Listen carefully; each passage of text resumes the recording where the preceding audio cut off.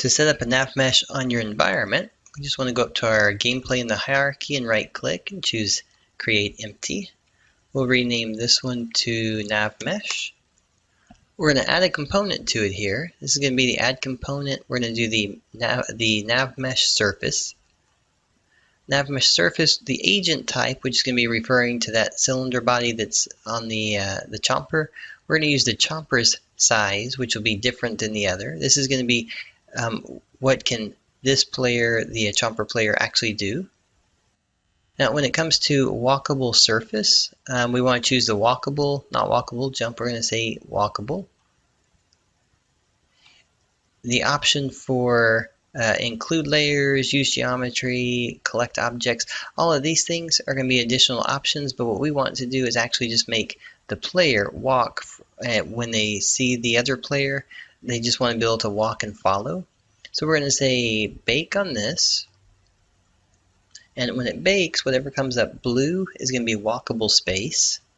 So now we know that we have the walkable space right here. And this is the part we're really interested in, is that can they walk here? Can they go up the steps? So they're going to be able to go up the steps right there. And then they've got some other parts and pieces. So as long as they have some main areas that they can go on, that's going to be the core focus of it. The large blue below is actually the water, and we could disclude that one if we wanted to, but for right now, none of the players are going to be able to get there anyway, so that's okay. Alright, so now with this one, let's go ahead and move the chomper player back. We'll take him and move him back to the start site over here, since he already has most of what he needs for being able to move now. And then we can save and push play. Go ahead and do a quick test of it. And what you should notice is that this time around, when we move our player over here,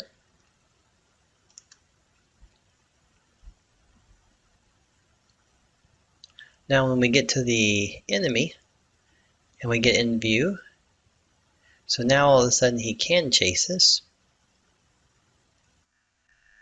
So the nav mesh allows this player to actually navigate around the scene. So whatever scene you are building, you'll be able to navigate that way. And then of course we also have our one hit right there, where we hit him and finish him off with the a single hit. So that's going to be the basic setup for it. Now you have your nav mesh.